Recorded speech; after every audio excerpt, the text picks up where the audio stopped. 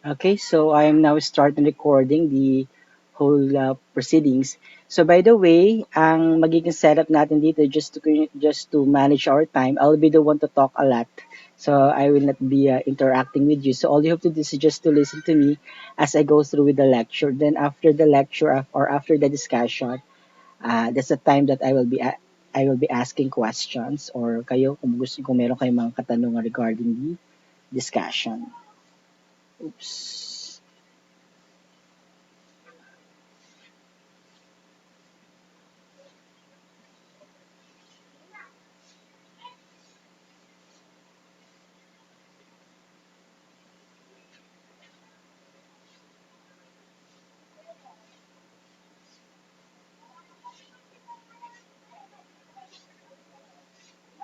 Okay. So before we proceed on our lecture proper, I'll be giving you first um, the the background of what the subject is all about. So language, culture, and society. So this subject explores the inextricable link between and among language, culture, and society and its implications to the development of English as a global language in the ways by which it is learned and taught. So we will be discussing here the relationship among the language, culture, and society. So as we go through with the lecture, we'll be mentioning the relationship of those three um, aspects: the language, culture, and society.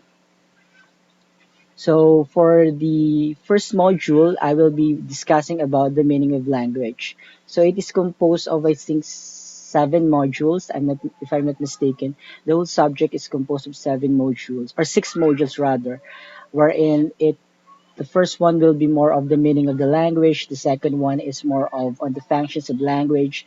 Then third module has something to do with the theories of language development, and then we'll be discussing on the fourth module the relationship of the language, culture, and society, and the remaining module has something to do with the the world Englishes or the different Englishes of the world. Okay, so because that is the major component of the subject that right after we discuss what language is all about and relate it with the culture and society and their interrelationship, then we will be highlighting on the development of world Englishes. Okay, kasi the English that we know is that only the English that we know. There are plenty of Englishes all over the world, and they differ from one country to another. Okay, so at the end of the lesson, the student should be able to understand the meaning of language, be familiar of the characteristic and features of language, differentiate the different functions of language, and analyze language of everyday use based on the different functions of language. I think I mistakenly include the last two objective, the different functions of language as well as the analyzing language of everyday use will be mentioned or will be discussed for the second module. Okay, so let's define first what we meant by a language. Okay, the language that we are pertaining here does not only refer to the English language. It refers to several languages, let's say Arabic language, French, Mandarin, Spanish, Russian, Portuguese, Italian, etc. So that is the language that we are pertaining here. But again, as we go through with our lecture, we'll be focusing on English language, okay? Because that is the uh, the main component of the subject. But for this discussion, we will be focusing on the discussion of language in general. Okay, so according to Sapir, okay, Sapir is a known linguist and he is a known persona when it comes to the study of language. So according to Sapir, language is a purely human and non-instinctive method of communicating ideas, emotions, and desires by means of voluntarily produced symbols. So it means to say that as a human being, we are into communicating, and one aspect of communication that we are using is through the use of language. We are able to connect with other people by using or by means of language that we are using. I am able to connect to you because you are particular of the language that I am using. Okay. On the other hand, language is not purely on sound. Okay, when we talk of sound, it's when we speak and then you hear how I pronounce the different words. So that's language that is transmitted through sound. Language can be in a form of bad language, the symbols, the signs, the the kinesics, the haptics, the kinemics. So there are different forms of languages that we can use: the language of touch, the language of smell, the language of taste, etc. It's not only just through vocal cords that is used in order for us to transmit messages using a language. Then it is non-instinctive method. It means to say that it comes natural to us that as we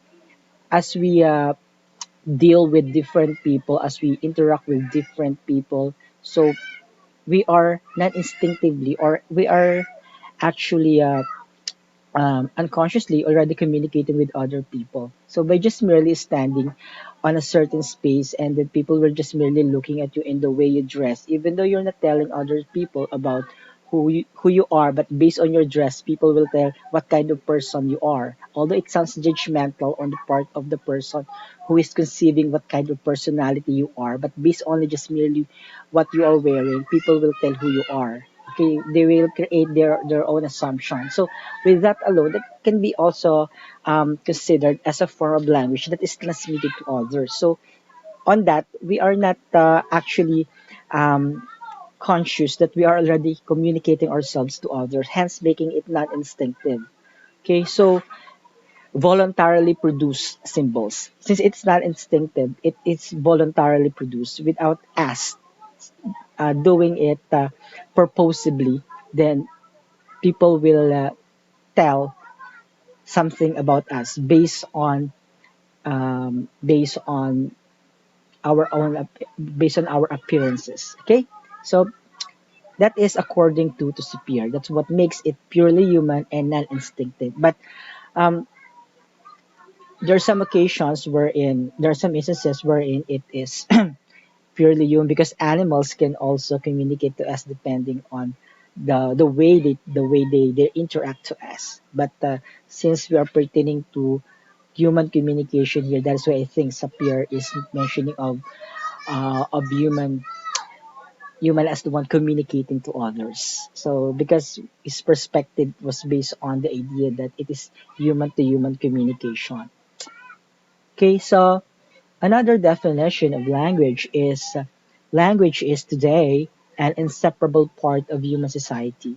Human civilization has been possible only through through language. So, language is inevitable. It is part of human lives. Just like I mentioned, we can not communicate without language because it has been part of our system. It's been part of our daily living.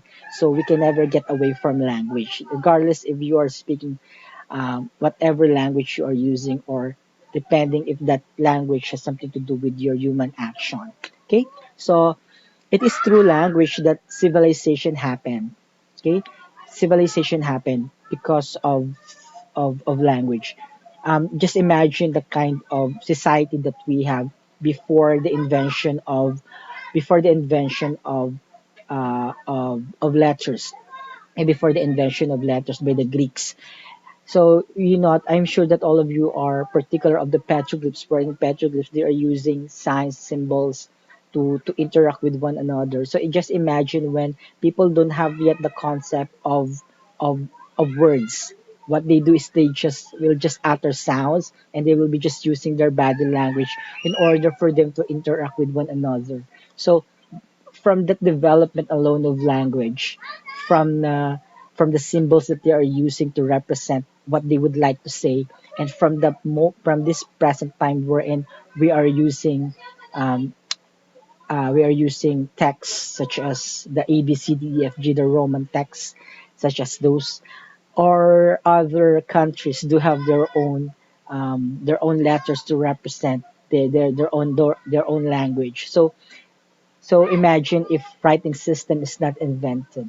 Okay, so it is through language that humanity has come out of the Stone Age and has developed science, art, and technology in a big way. So the interactions of the people using their own language, be it in a form of human action, be it in a form of just symbols that they use on the carvings of the wall of the cave, or the carvings on the branches of the tree, that depends on them, or the cuneiform, wherein in the early form of writing, people in Mesopotamia would write on a clay tablet, wherein on the clay tablet, that is where they wrote the story of the Epic of Gilgamesh, diba? During the clay civilization in the period of of Mesopotamia, in Uruk, somewhere in Iran. Okay, so it's the same thing with the hieroglyphs of Egyptians, wherein they preserve their culture, they preserve their civilization. I think somehow preserve what they have from the past because of the writings on the pyramids of Egypt. Okay, the same true with the Aztecs, the Mayan civilization in Mexico, in Guatemala, in Belize. The the the writings that they have on their and the walls of their structure. Okay, so that is how they utilize language in order for them to communicate with one another. They do have their own system of writing. And with that, they are able to develop science, art, and technology that we are now fully utilizing at present. So, just like what I mentioned, language, to encapsulate it, language is a means of communication, because language is also considered as system of systems. So when we talk of system of systems, because um, the construction of language alone has already its own system. Let's say, for example, in English, we do have the subject-verb agreement that follows a certain system, that the subject should come first, then followed by the verbs, then followed by the object of the sentence, and that structure alone that we conceptualize in order for us to come up with a sentence follows a certain system. Okay, so when we are talking to others, we are particular with the grammar that we are using, with the kind of language that we are using. So the construction of our sentence, as we give our appearances, or as we converse with other people, all still follow a certain system. Okay, so we do that grammar rules, the prescriptive, be it prescriptive or be it descriptive grammar, we are following that certain system in order for us to communicate with one another. So it is for that reason that we are able to identify formal and informal language. Diba? We have formal and informal language. How we're able to determine that this particular statement in a sentence follows a certain structure of a formal language if we do not have kind of system. Just imagine if we do not have a system of following the subject verb agreement. So maybe we will be just uttering words out of nowhere, and we will be just communicating with other people by just merely um, saying words without even knowing what will be the proper structure. So with the with the invention of with the studies conducted by several linguists, as they develop the English language, perhaps for example, the English language, for example. Okay, so, and each language has its own system. We cannot say that the system of language of English is similar to the system of language of Tagalog. So in English language, we are always following the normal word order, subject verb agreement. Let's say um, she she walks fast. She walks fast. Okay, she walks fast. SB agreement.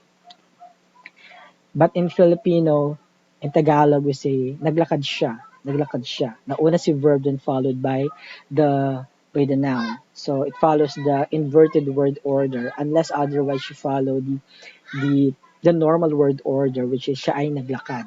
Okay? The di karaniwang ayos, or the normal word order. Siya ay naglakad. Siya ay naglalakad.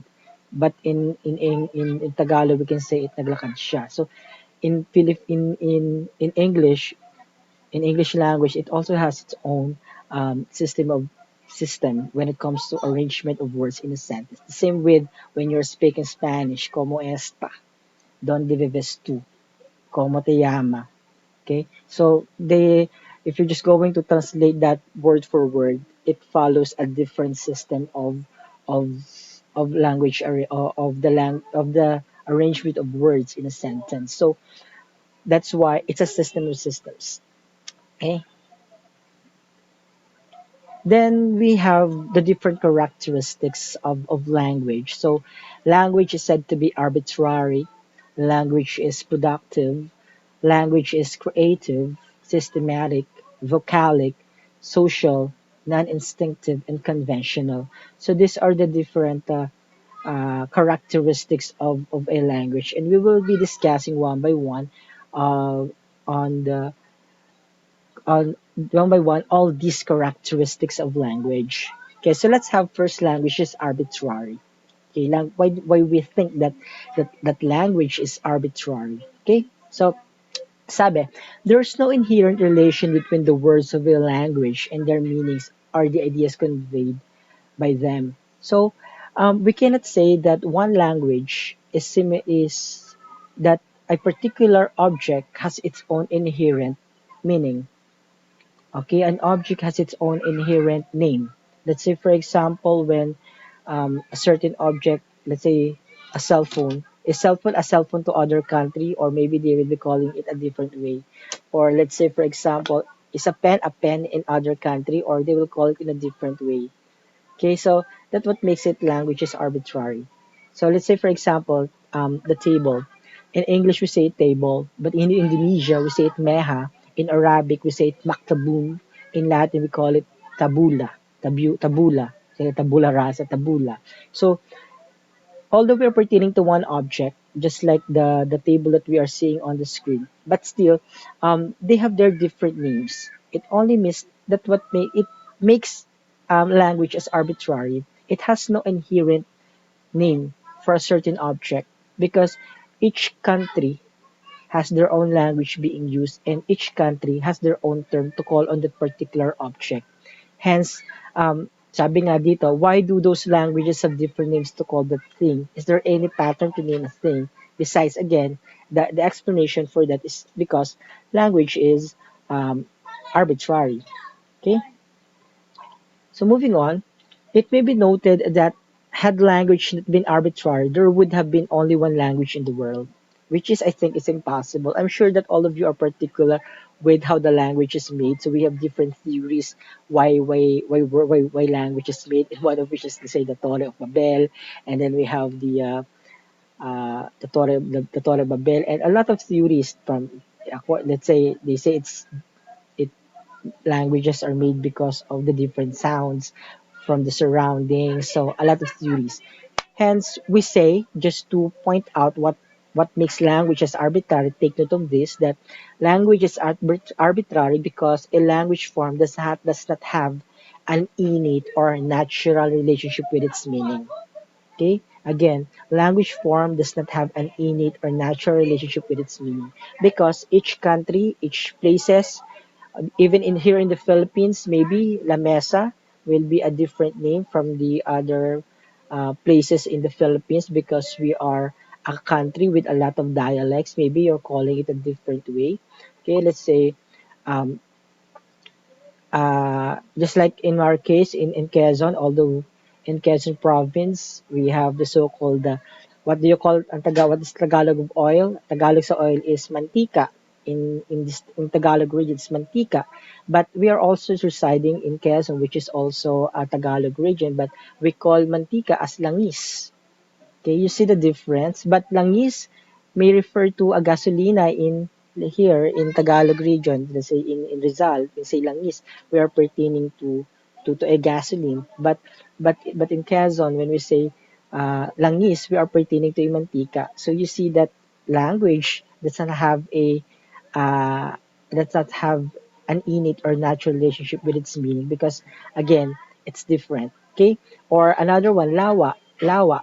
when we say lawa, we are referring um, to a lake, di ba? In Rizal, we say lawa, we are referring to a lake. But in Quezon, we say nandalawa ka na naman. Ibig sabihin, nanguhuli ka na naman ng gagamba. Lawa, we refer to a gagamba.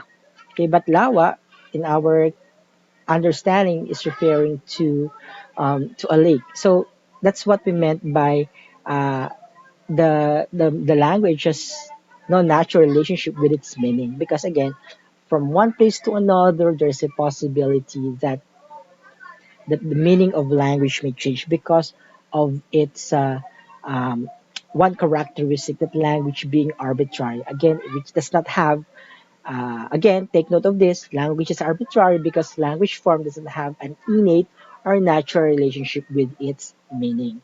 Okay, then language is social. Apparently, we are using language in order for us to connect or to communicate with other people. And with that mentioning alone, that we are into communicating or connecting to other people, that makes it that language is used as a set of conventional communicative signals used by humans for communication in a community. Okay, so it is through language that we're able to get along with other people, to meet different people. Okay, that is why, according to Wildard von Orman Queen, he said that language is a social art. Okay, we do have the so-called art of communication, wherein we do have the different ways in order for us to communicate or to get along with other people.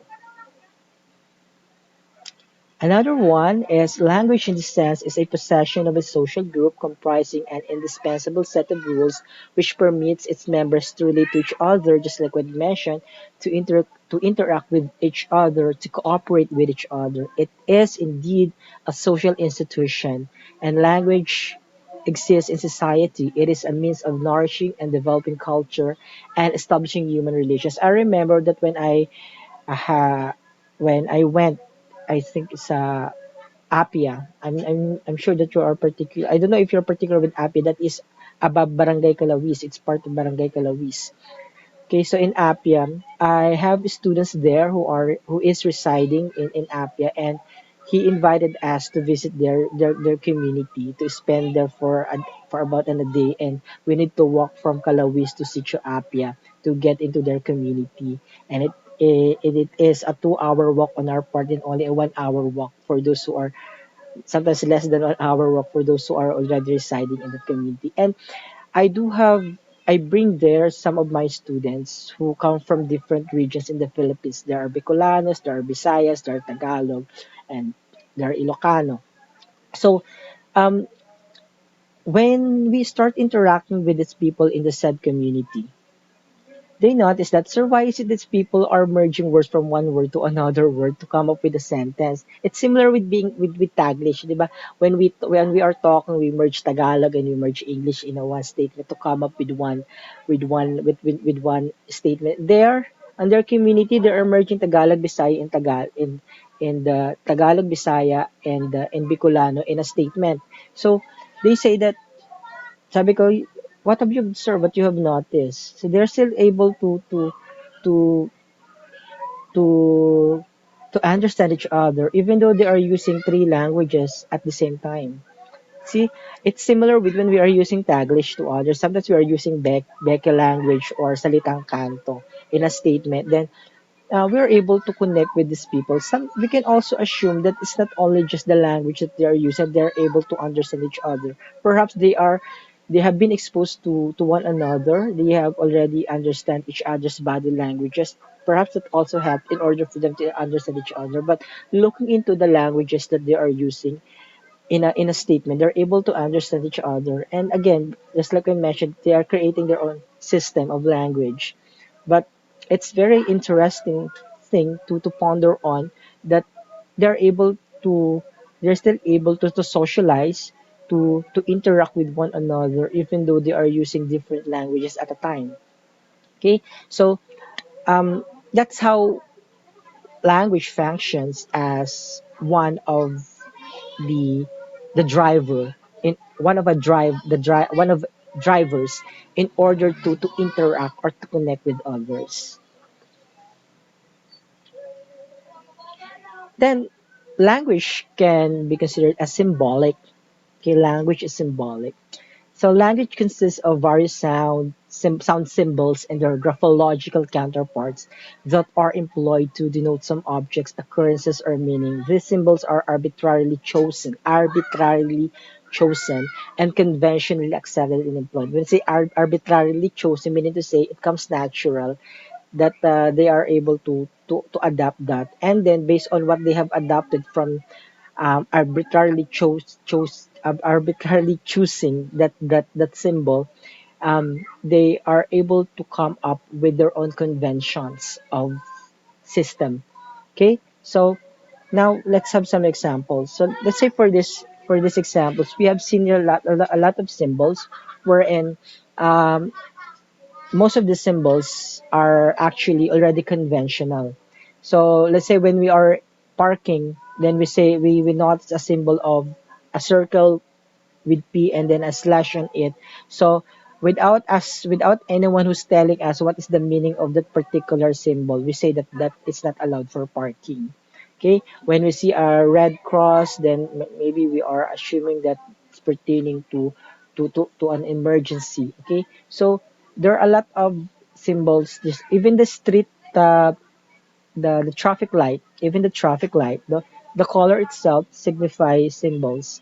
Okay, so green for go, red for stop, orange for for preparing, for preparation kung if you will be stopping or you will be moving. Okay, so another one is this. So these Chinese characters. So in our case, of course, we cannot understand them right away, but for the Chinese, they have already created their own symbols to refer to something. So let's say picture, water, moon, fun, morning, things, snow, etc., among others. So they are utilizing all the symbols in order for them to represent a certain sound. In our case, let's say, for example, when we are referring to a or a sound, we are using the letter A. Okay, to B sound, we're using the letter B. So those are the representation of the sounds that makes language a symbolic one. Okay, so different countries have their own means, have their own characters to use as they uh, as they connect or as they interact or as they use their language. Then we already mentioned that language is systematic. Okay, although language is symbolic, yet its symbols are arranged in a particular system. I have already mentioned it to you that we have the so-called systems. Okay, so from the from the formation of a word, let's say for example, if it is on a base form, we say uh, plant. If it is singular verb, we say plants. She plants. If it's a past tense, we add ed. With those governing rules about putting s or ed or removing s in subject verb agreement and the tenses of the verb tells us that language is really systematic. Okay, so just like all languages have phonological and grammatical systems, and within a system there are several subsystems. So if you already have your structure of English subject, where in structure of language or even in your linguistic subject, it was already introduced to you that from sound there is a formation of syllables. From syllables, when you join all the syllables, there's already formation of morphemes. From morphemes, creation of words. From words, merging the words together, creating phrases, merging all these phrases, creating sentences, creating all these sentences, creating a clause, merging all these clause, creating a paragraph. So that kind of construction of a sound, from a sound to a complex system. Yung sinasabi nating several subsystems. Okay? So just like this one, it is a diagram. Okay? Okay? So if you already have your structure of English subject, for sure you can relate to it. So that's what we meant by language is systematic. Okay, the relationship of the adjective, the noun, the verb, and the noun phrase, where a noun phrase is composed of a determiner a plus the noun, a diagram, so which makes it a noun phrase. And make a diagram is composed of a verb in a noun phrase that makes it a verb phrase, and an adjective and a noun creating a noun phrase. And when you merge the noun phrase and the verb phrase, creating a sentence. So sentence diagramming. Okay, so if you have your call this structure of English subject, then more likely this analysis or sentence analysis is already introduced to you. Then language is vocal. Obviously, language is vocal. As I speak right now, you hear my voice. Okay, as when you're talking to others, you hear their how they speak. Then that's what makes language as vocal one. So you notice how language is produced if you okay, you don't have yet your subject in speech yet. But if we're just going to look at the diagram here on how language is produced, just to give you idea, so you breathe in air from your nostril going to your trachea, and then the air passes through your diaphragm, and from dome shape, um, the diaphragm will flatten, and then when you exhale, the air bounces back, and then from that your articulators, your phonators, and then your yeah, those those parts, articulators and phonators, will come together to produce a sound. So that is what we call the physiological articulatory mechanism in the human body. So that what happens when you are now producing a sound. Okay, that's what we meant again by the physiological articulatory mechanism, the process that I mentioned to you, which refers to language being a vocal. That language is vocal. Okay, the next language is not instinctive and conventional. So it's conventional because language is the outcome of evolution and convention. It becomes convention because as as years pass by, people are keep on interacting with one another. People are unconsciously already creating their own systems of language, and that from transmission of languages from one generation to another made us to develop a certain language. Let's say, for example, that there are some borrowed words. Let's say in the Philippines alone, we do have many borrowed words from Spanish, words from Sanskrit. Okay, so let's say, for example, mesa, borrowed word um, from Spanish, la mesa. Okay, so if you're going to look at the different parts of the country, especially in Latin America, wherein most of their languages came from or were derived from Latin region. Okay, so that's why they can converse with one another if they are using Spanish. Although Spanish and Portuguese sounds uh, sounds sound like they are similar, but actually there's differences when it comes to. Let's say, for example, monkey. Di ba in English monkey? In in Spanish we say macaco. Okay, so monkey, macaco sounds like. So we can assume that the term monkey might derive from macaco. Okay, so macaco, monkey. Di ba sounds like? So um, we can say that probably that the term may come from the Latin terms. Okay, next, it is not instinctive because it is acquired by human being. We are just like what I mentioned previously, that we are unaware that we are already using it, that we are already acquiring it. So we're just adopting it in our own selves. So nobody gets a language inherited. He acquires it because he has an innate ability. So in our language acquisition subject in your second year, we'll be discussing there how language was acquired, wherein we do have language acquisition and language learning. So, how do these two differ, the language learning and language acquisition? Wherein, let's say, for example, you are born from Filipino parents. You're Filipino by birth because both your parents are Filipino. And you grow up in America. Growing up, you do not speak Tagalog, you speak English. Get the point? Because um, you are acquiring what your environment is. Okay, so since you are exposed in an environment wherein many of them are speaking English, then you are able to acquire the language, even though you are Filipino by birth. That's why we cannot say that the moment you give birth, the moment you were born, you can, you already adapted, it is already in your genes that you will be speaking Tagalog. No, it's not. Okay, it still has something to do with the kind of environment where you are exposed to. Okay, even though you are born from the genes that running into your nerves, into your blood is are Filipinos, are Filipino blood. Yet you are exposed in an environment where people there are using English, then more likely you will be adapting the way they speak. Okay, that is why he acquires it because he has an innate ability to acquire it.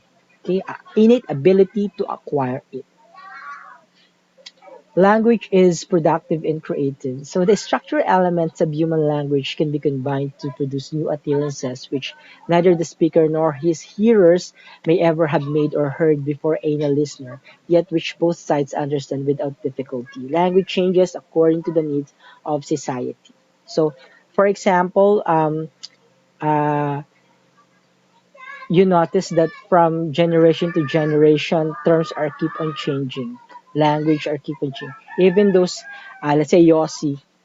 It's sigarilyo eh. Sigarilyo, Yossi. From sigarilyo, it becomes Yossi. Okay? Toma. Diba, Toma? From mayor, naging Yorme. That's how creative people are when it comes to mixing and merging terms, cutting words to come up with a different word. Let's say, for example, Google. Google is a noun. Okay, Google to refer to a search engine. But now we are using, sige nga, i-Google mo na yan. Can you please Google this? Google becomes a verb, from noun to verb. So Google, which is a noun, then we are now using it as a verb. Can you please Google this? When we are referring to, can you please search this in the internet? Okay, but what we did is we use Google into a different form, in a different function as a verb.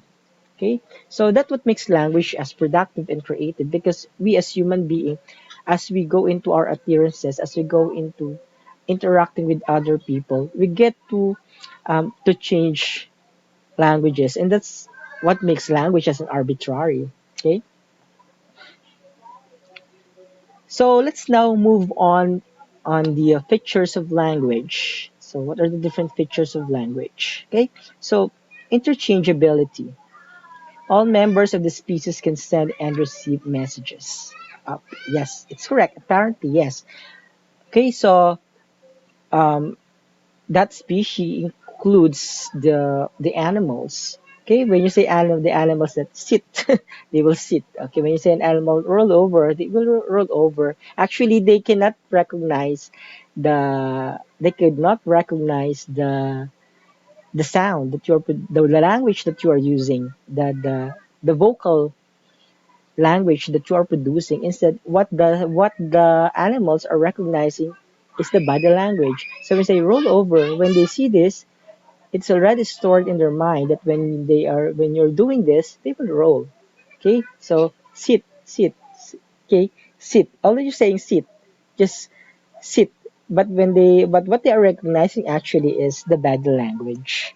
Okay, so because animals and human have different brains. Okay, we must accept the fact that we are more intelligent compared to animals, and we are processing what we heard.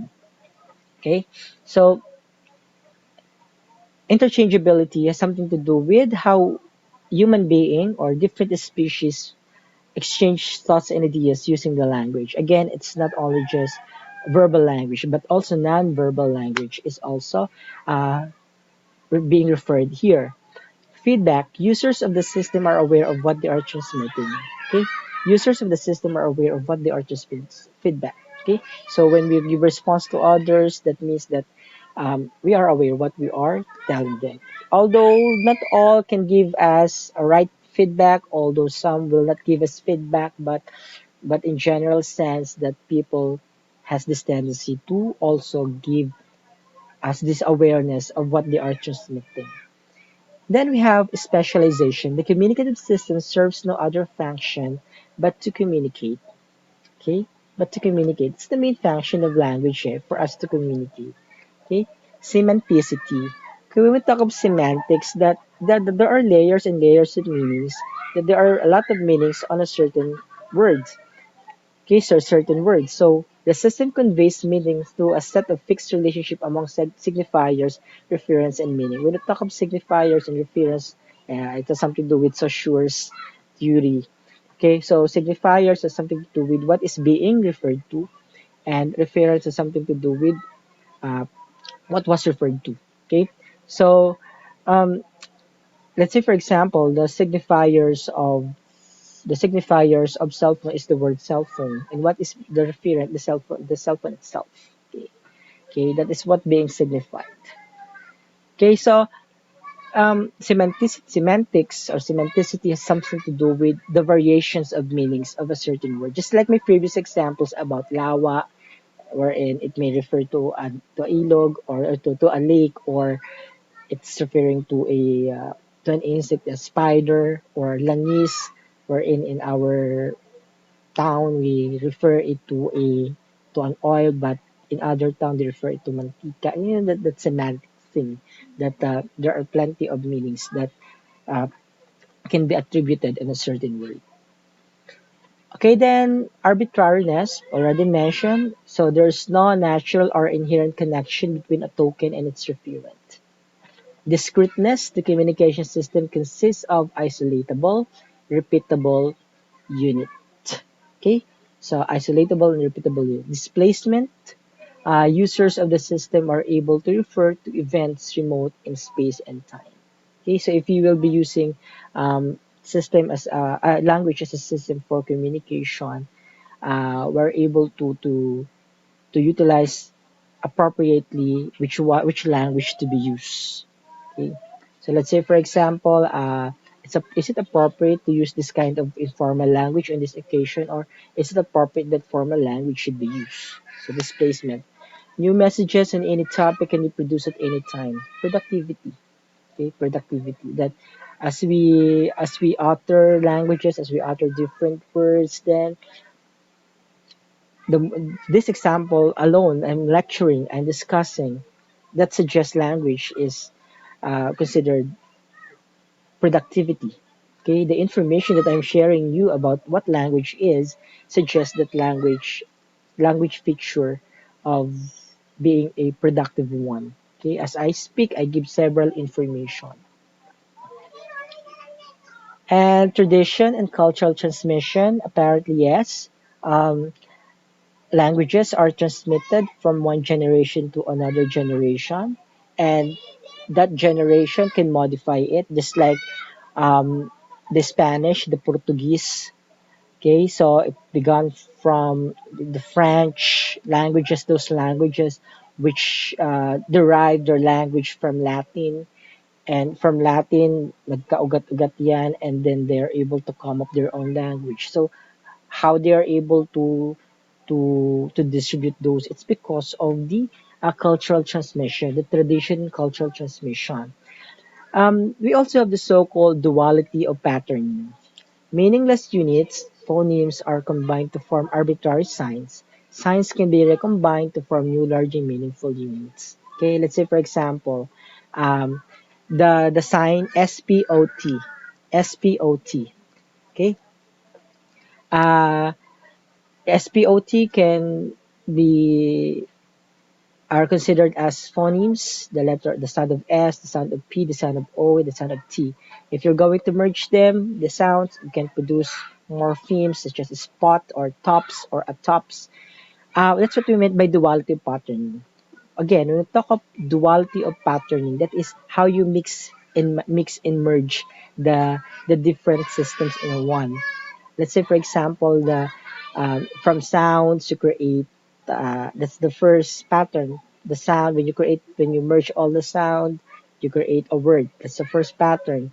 When you merge, when you add another sound, another pattern occurred. So that's duality of pattern that we are referring here. It's a combination of from small units to a larger meaningful units in creating um, sounds to morphemes to words to phrase and to sentences to clauses and to paragraphs.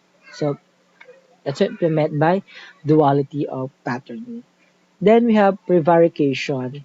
The system enable users to talk nonsense or to lie, of course. Okay, so it doesn't necessarily mean that language is perfect, although we can also use language to prevaricate or to talk nonsense or to lie things. Okay, learnability. All of us can learn language. I'm sure that all of you here are interested with K-drama. That is why you are studying Hangul, you're studying the characters of the Korean language. So learnability, language can be learned. Okay, and reflexiveness, the ability to use the communication system to discuss the system itself. Okay, reflexiveness to discuss the system itself. Okay, so again, when we talk of system, we're pertaining to how words are formed, how sounds are formed, and from words, morphemes to words to up to being up, up to making it into a paragraph. So that's what we meant by systems of language. Okay, so